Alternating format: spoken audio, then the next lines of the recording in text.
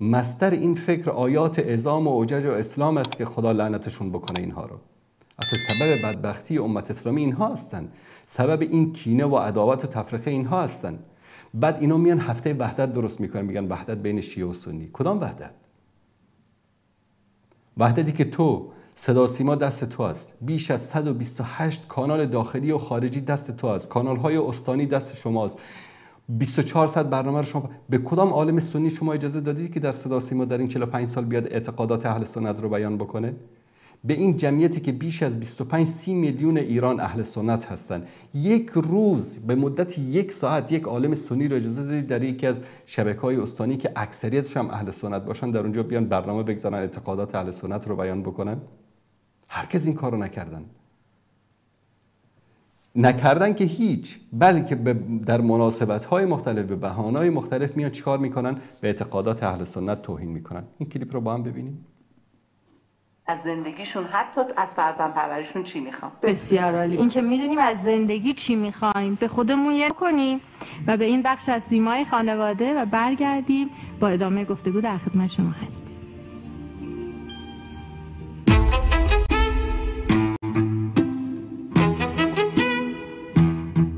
سلام علیکم، خوب هستی؟ خیلی خوشحالم. ای ابابک ای لعین حق باز، میکنم لعنت به تو در هر نماز.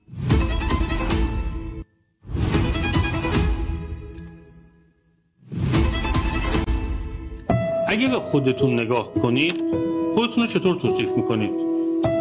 من خودمو یه آدمی که دنبال مسئله علمی که تو ذهنش باشه کنجکاو و دیدید بینندگان عزیز؟ خدا که بخواد کسی رو رسوا بکنه اینطوری. در این وقت حساس که امت اسلامی با چه مصیبت‌هایی گرفتار هستند و بیشتر سبب این مصیبت‌ها همین نظام و همین حکومت و دست نشانده‌های اینها هستند، میان در تلویزیون رسمی کشور در کانال 1 همچین یک برنامه‌ای رو پخش میکنن.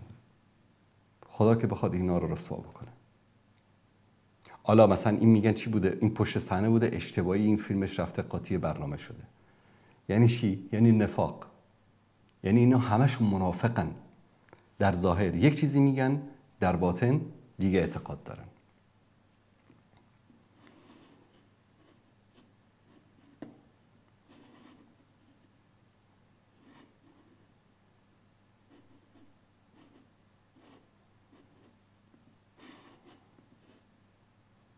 یکی از مراسم‌های اینها رو ببینید. یکی از مراسم‌های مذهبی اینها رو ببینید که در اونجا چی میگن. عثمان عمر عمر عمر عمر عمر لعن الله عمر ثم ابابکر عمر ثم عثمان عمر عمر عمر عمر عمر لعن الله عمر ثم ابابکر عمر ثم عثمان عمر عمر عمر عمر عمر لعن الله عمر ثم ابابکر عمر ثم عثمان عمر عمر عمر عمر عمر لعن الله عمر ثم ابابکر عمر ثم عثمان عمر عمر عمر عمر عمر لعن الله عمر ثم ابابکر عمر ثم عثمان عمر عمر عمر عمر عمر لعن الله عمر ثم عمر عمر عمر لعن الله عمر ثم ابابکر عمر. یعنی دوستان عزیز، این در ملأ عام در یک مجلس بزرگ عزاداریشون هست و این گونه لعن و نفرین به خلفای راشدین رضی الله تعالی عنهم. بعدش شاید بگن خب مقام معظم رهبری کشف الله سره با این چیزا موافق نیستن. حالا اینا یک عده انسان‌هایی هستن که همینطور میان و این اعمال رو انجام میدن، اینا شیعه افراطی هستن فلان هستن. مقام معظم رهبری دائما گفتن که باید وحدت باشه و شیعه و سنی برادرن و فلانن اینن. بریم که ببینیم در حضور مقام معظم رهبریشون چی گفته میشه.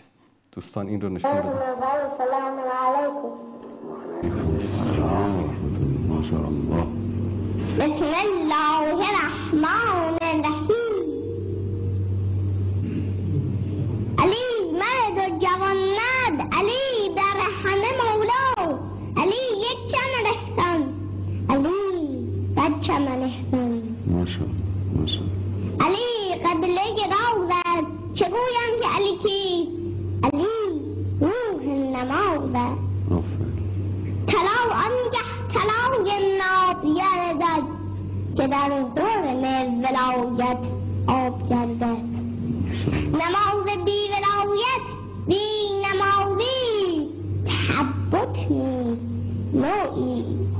بازی.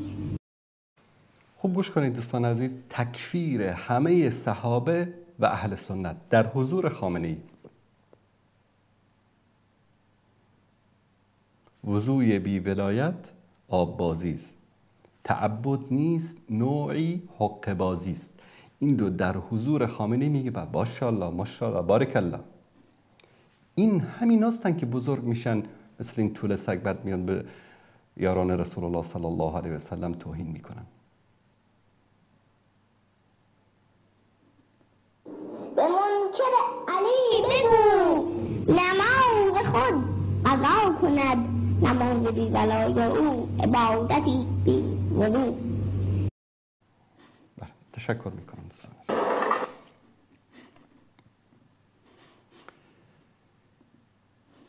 اینم کودکان معصومی رو که با این وضعیت اینها رو بزرگ میکنن، بعد که بزرگ شد میره در رادیو تلویزیون رسمی این گونه توهین میکنه به اصحاب رسول الله صلی الله علیه و آله و سلم.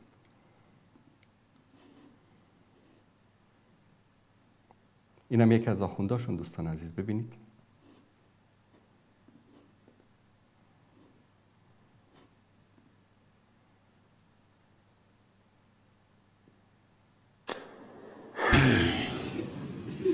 نفسگیره جلو مردم وقتی گفت علی شاهده که من ارث بردم، ابوبکر رو منبر به مردم گفت به روبا گفتن شاهده که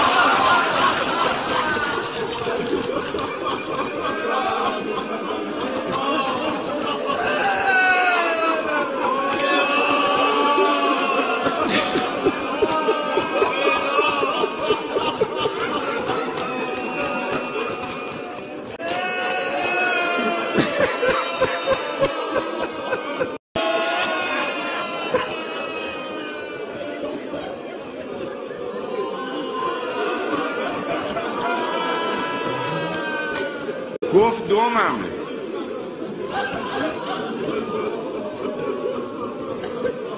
جاهلیت رو ببینید، کفر رو ببینید. اگه مردین ما رو پشت تلویزیون کلمه و وصالتونم دعوت بکنید رو در رو حرف بزنید. پس فطرتا نامردا بی انصافا کافران سقیفه‌ای چرا تنها حرف میزنید؟ چرا همه حرفاتون تهمته؟ دعوت کنین ما رو، کتابای خودتون رو بیاریم وا بکنیم برای مردم دنیا بخونیم. چرا راه نمیدین ما رو؟ چون دین نداریم، چون مردانگی ندارید، چون شرف ندارین. ارباباتون هم همین جور بودن. این نمونه ارباب اولتون. شما که مش نوچه نجستی. حالا سامری چیه که استفراغش باشه که شماهایی؟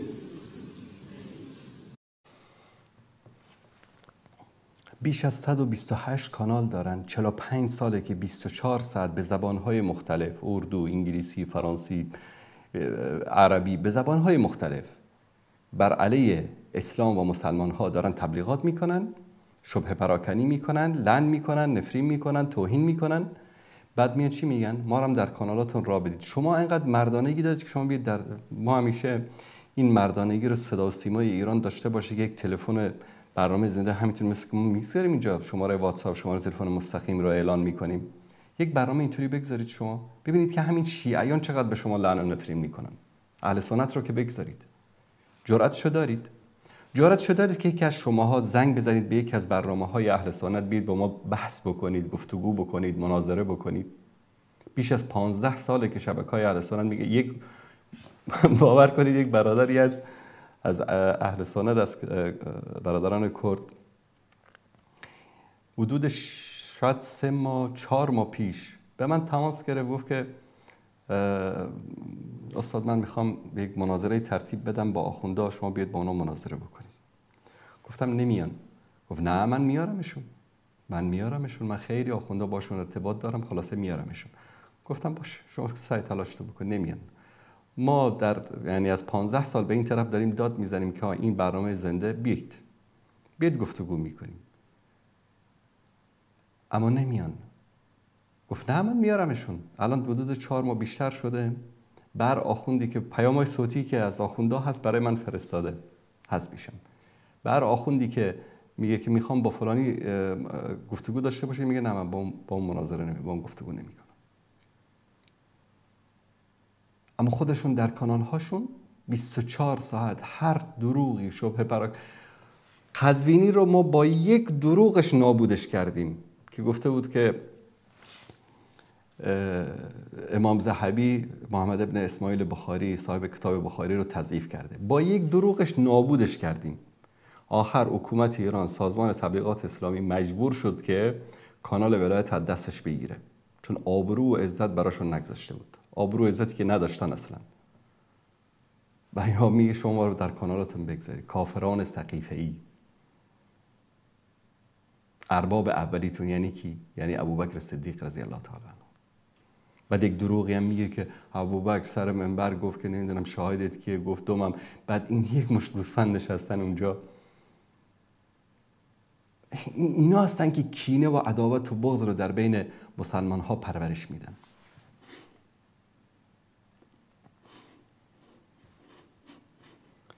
بر صورت از این کلیپ ها زیاد داریم. باور کنید اگر من بخوام 2 ساعت برنامه آن رو که فقط لعن و نفرین های مقام های به اصطلاح دینی بزرگ اینها، آیات الله های اینها، از بهجت گرفته تا این انصاری ها، هم اینا رو پخش بکنم، شاید روزها و ساعتها پخش بکنیم تمام نمیشه. هر روز این کارشون هست.